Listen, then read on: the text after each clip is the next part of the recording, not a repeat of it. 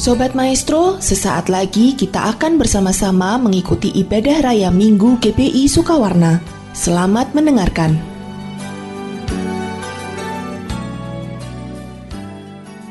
Shalom Bapak Ibu Saudara, mari sebelum kita mendengar firman Tuhan kita berdoa terlebih dahulu. Tuhan, terima kasih anugerah kebaikan-Mu bagi kami. Terima kasih untuk semua yang Tuhan izinkan terjadi dalam kehidupan kami. Kalau sampai hari ini kami masih ada, kami masih bisa mengikuti ibadah sekalipun dengan online seperti ini Tuhan. Kami mau katakan Tuhan baik bagi kami, Tuhan luar biasa bagi kami. Tuhan, sebentar kami mau merenungkan firman Tuhan, biar kuasa-Mu bekerja di dalam kami. Kuasa-Mu ada bagi kami, Tuhan urapi kami semua. Juga hamba-Mu Tuhan, biar firman Tuhan ini terus mendorong kami untuk bertumbuh di dalam kebenaran. Firman Tuhan ini terus mendorong kami untuk menjadi manusia-manusia yang lebih baik lagi. Terima kasih Tuhan Yesus. Kami bersyukur di dalam nama Tuhan Yesus kami sudah berdoa. Amin. Bapak Ibu Saudara dikasihi Tuhan, tahun 2010 kantor berita CNN menuliskan sebuah tema, ya, di headline di dalam berita mereka yang bisa menjadi cerminan bagi kita. Dikatakan bahwa more teens becoming fake Christians.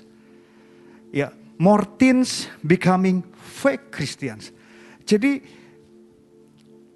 kantor berita CNN menyatakan bahwa ternyata banyak orang-orang, ini khususnya di Amerika, terlihat seperti Kristen, mereka berdoa, mereka ke gereja, tapi ternyata dalaman mereka itu jauh dari Kristen. Luarnya Kristen, dalamnya jauh daripada kekristenan. Nah, memang ini dikhususkan untuk para remaja, tetapi ini bisa menjadi sebuah cerminan bagi kita. Apakah hari-hari ini kita juga adalah Kristen-Kristen yang sejati atau Kristen-Kristen yang palsu? Yang di luarnya kita Kristen, oh saya ibadah, oh saya berdoa, tapi ternyata dalamnya kita jauh daripada kekristenan. Nah, oleh karena itu mari kita mau belajar. Biarlah apa yang kita renungkan pada saat ini menjadi sebuah cerminan, menjadi sebuah alat CT scan atau MRI yang memeriksa kehidupan kita. Apakah ada hal-hal yang kurang yang harus kita perbaiki hari-hari ini? Nah, Tuhan Yesus sudah mengingatkan di dalam Matius pasal 7 ayat 15 sampai ayat 20. Saya akan bacakan. Waspadalah terhadap nabi-nabi palsu yang datang kepadamu dengan menyamar seperti domba. Tetapi sesungguhnya mereka adalah serigala yang buas. Perhatikan, di sini sudah diingatkan bahwa ada nanti suatu ketika ada sepertinya domba, sepertinya orang Kristen, tapi ternyata dalaman mereka adalah serigala yang buas. Dari buahnya lah kamu akan mengenal mereka. Dapatkah orang memetik anggur dari semak duri atau buah ara dari rumput duri? Demikianlah setiap pohon yang baik menghasilkan buah yang baik, sedang pohon yang tidak baik menghasilkan buah yang tidak baik. Tidak mungkin pohon yang baik itu menghasilkan buah yang tidak baik, ataupun pohon yang tidak baik itu menghasilkan buah yang baik. Dan setiap pohon yang tidak menghasilkan buah yang baik pasti ditebang dan dibuang ke dalam api. Jadi dari buahnya lah kamu akan mengenal mereka. Nah, jadi oleh karena itu saudara dikasih Tuhan, Tuhan Yesus sudah mengingatkan 2000 tahun yang lalu, hati-hati. Ada yang namanya fake Christians.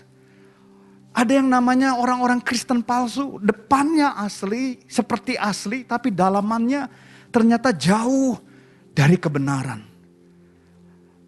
Sepertinya kita mengikuti ibadah, tapi ternyata hati kita, dalaman kita jauh daripada Tuhan.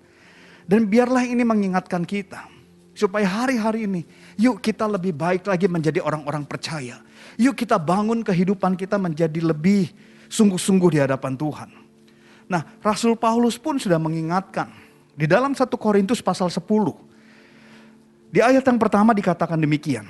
Aku mau supaya kamu mengetahui saudara-saudara bahwa nenek moyang kita semua berada di bawah perlindungan awan dan bahwa mereka semua telah melintasi laut.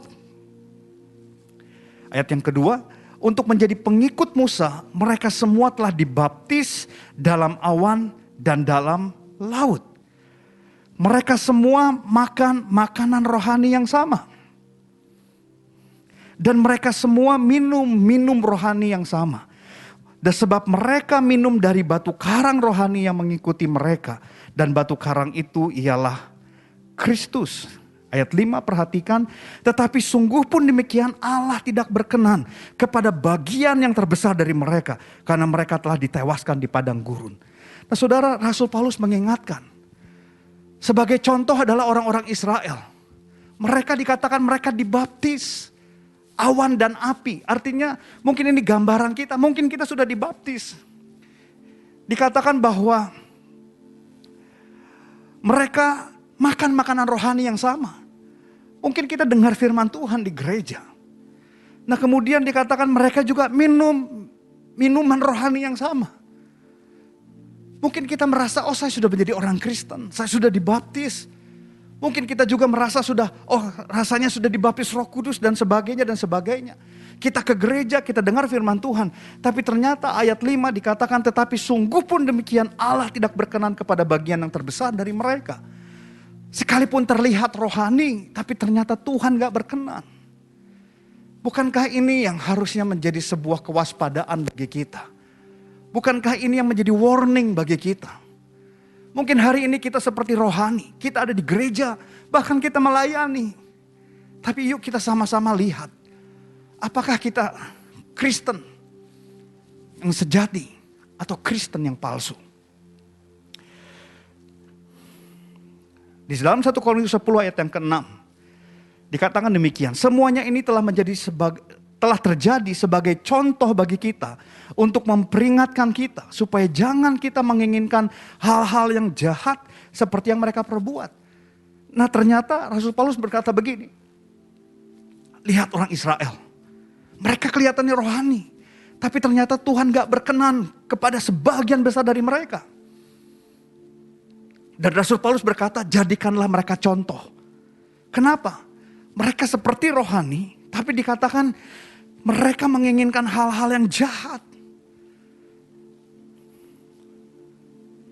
Karena Rasul Paulus berkata, supaya jangan kita menginginkan hal-hal yang jahat seperti yang telah mereka perbuat.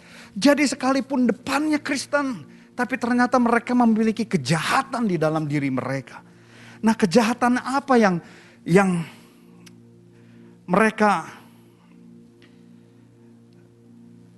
tunjukkan saudara? Nah kita akan melihat, tetap di ayat yang ke-6 saudara dikatakan sekali lagi, supaya ini telah terjadi sebagai contoh bagi kita untuk memperingatkan kita. Supaya jangan kita menginginkan hal-hal yang jahat seperti yang telah mereka perbuat. Jadi Rasul Paulus ingin mengatakan, ayo kita lihat. Jangan seperti mereka. Mereka sepertinya rohani, tapi mereka melakukan yang jahat. Nah di dalam bahasa Inggris, Bapak Ibu Saudara, di dalam Message Bible itu lebih dijelaskan. Saya akan bacakan di dalam 1 Korintus 10 ayat yang ke-6, Message Bible berkata demikian, the same thing could happen to us. We must be on guard so that we never get caught up in wanting our own way as they did. Perhatikan, di dalam bahasa Indonesia adalah dikatakan perbuatan-perbuatan jahat, tetapi dalam Message Bible dikatakan wanting our own way. Mereka menginginkan jalan mereka sendiri. Nah saudara, mungkin kita Kristen, mungkin kita ke gereja, mungkin kita berdoa. Tapi kalau kita punya jalan sendiri, kita mau-maunya kita sendiri, kita merasa benar sendiri, bukan berdasarkan kebenaran, maka kita adalah orang jahat. Maka kita disebut sebagai Kristen-Kristen yang palsu.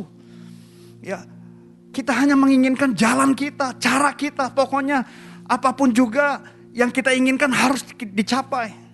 Bahkan harus melakukan kejahatan. Kita memaksa diri kita melakukan itu. Itu yang disebut dengan wanting our own way. Kita hanya pengen cara kita. Kita nggak mau jalan di dalam kebenaran Tuhan. Itu yang pertama. Yang kedua, di dalam 1 Korintus 10 ayat yang ke-7 dikatakan demikian. Dan supaya jangan kita menjadi penyembah berhala. Sama seperti beberapa orang dari mereka. Seperti ada tertulis, maka duduklah bangsa itu untuk makan dan minum. Kemudian bangunlah mereka dan bersukaria. Nah di dalam Message Bible ditulis begini. And we must not turn our religion into a circus. Saudara perhatikan dikatakan jangan rubah penyembahan kita, ibadah kita menjadi sirkus. Apa sih sirkus? Lelucon.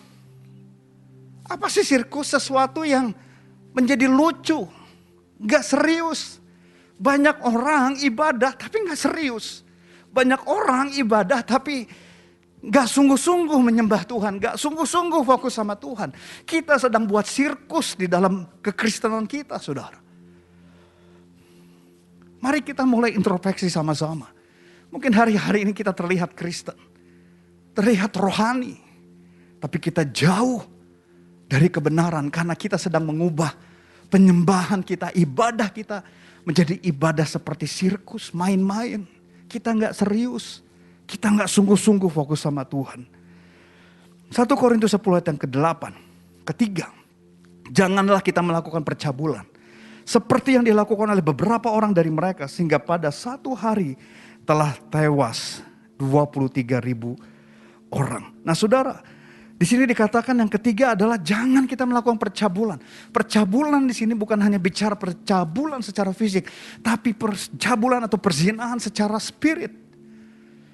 Banyak orang saudara merasa Kristen, tapi sebenarnya yang mereka sembah adalah mamon, uang.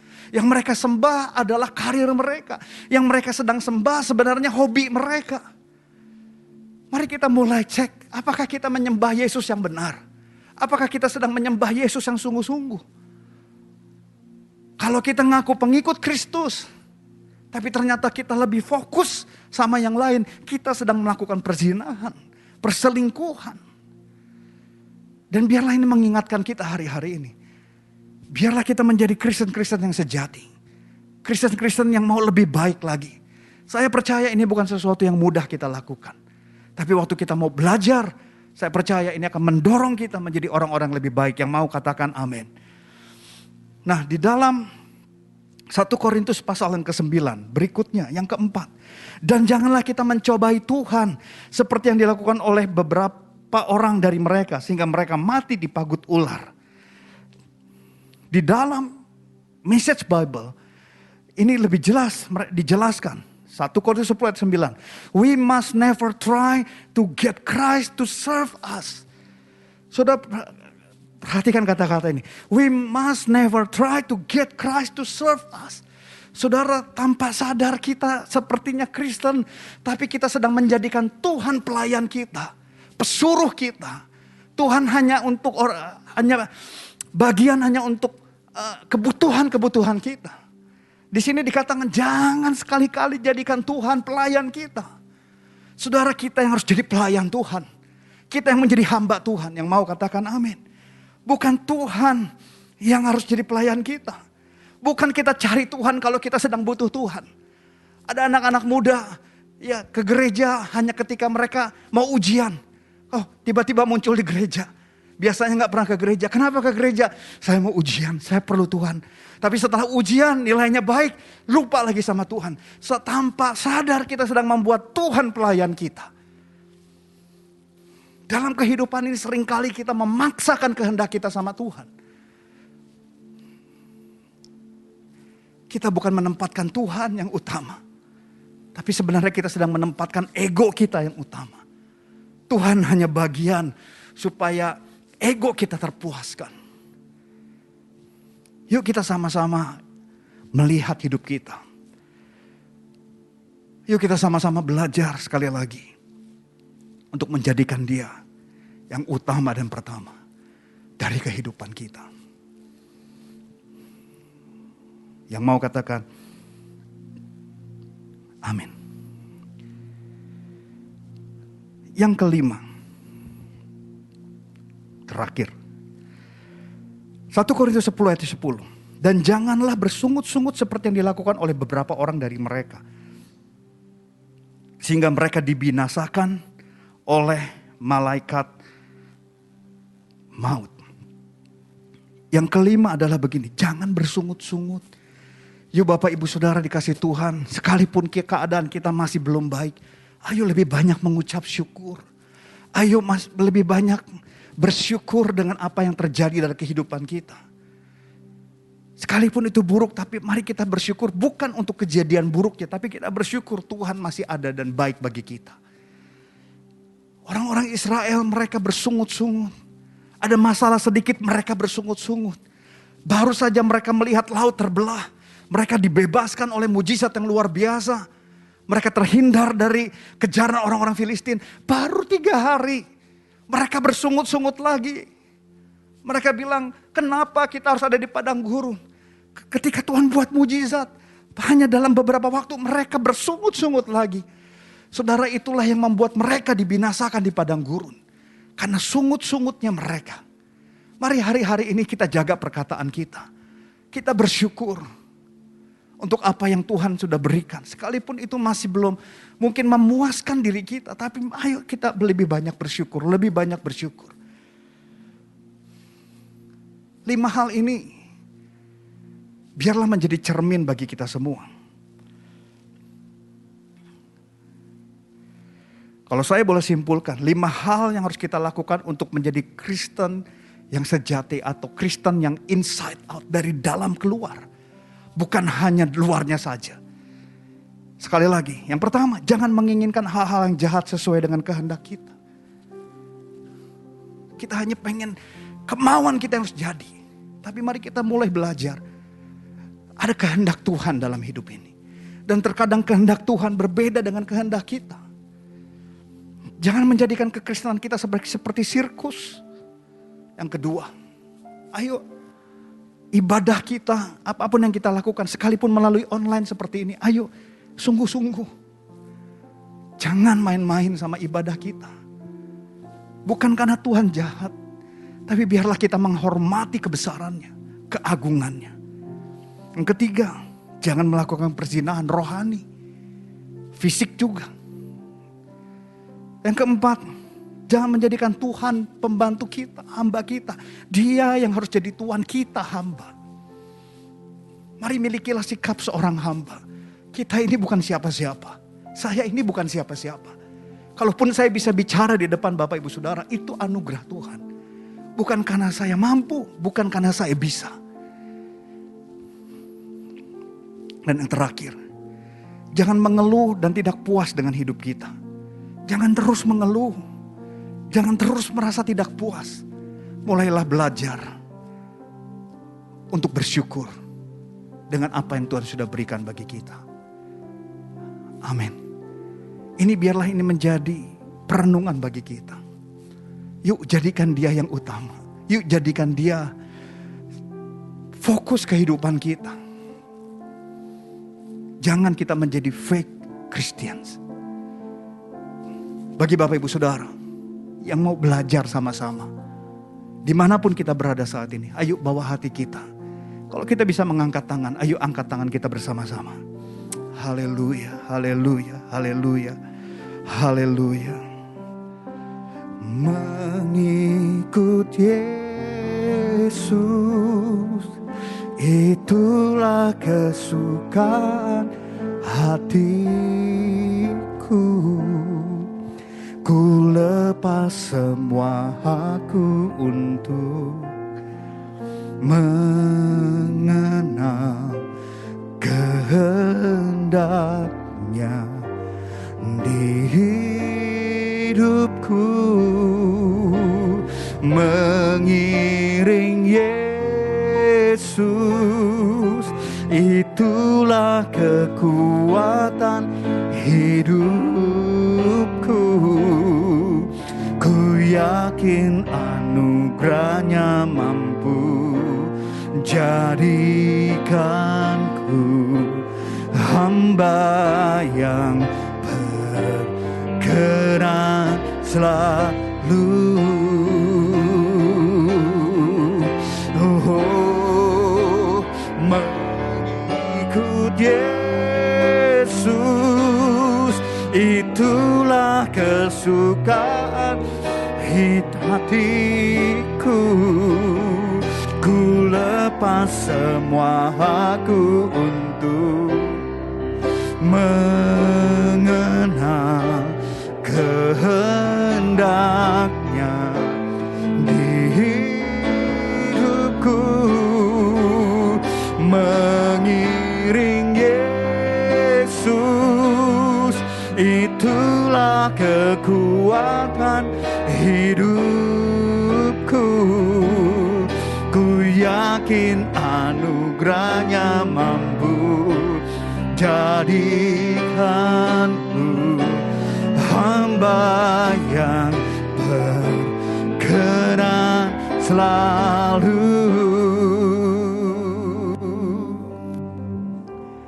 Seberapa banyak kita mau belajar Tuhan dan berkata, Tuhan, aku menjadi Kristen-Kristen yang lebih baik, orang-orang percaya yang lebih baik lagi. Mungkin hari-hari ini kita terlalu banyak kepalsuan. Kita terlalu banyak hal yang luarnya sih baik-baik, tapi dalam kita jauh dari kebenaran.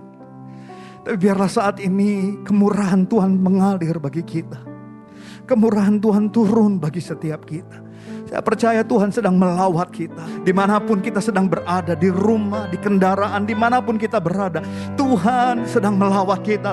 Ampuni kami Tuhan, kalau seringkali kami cuek, kami acuh Tuhan terhadap kebenaran. Kami seringkali hanya melakukan apa yang kami mau. Kami anggap itu benar. Tapi saat ini Tuhan, kami mau belajar untuk lebih baik lagi. Kami mau belajar untuk sungguh-sungguh di hadapan Tuhan. Mari lawat kami Tuhan Yesus. Lawat kami ya Roh Kudus. Haleluya. Jamah kami.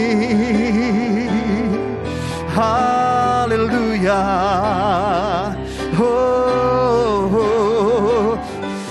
Jamah kami Tuhan Yesus. Tuhan. Jamah kami Tuhan Yesus. Terima kasih. Kau baik bagi kami. Kau baik bagi kami. Meteraikan firman-Mu dalam hidup kami Tuhan. Terima kasih. Di dalam nama Tuhan Yesus kami sudah berdoa. Haleluya. Amin.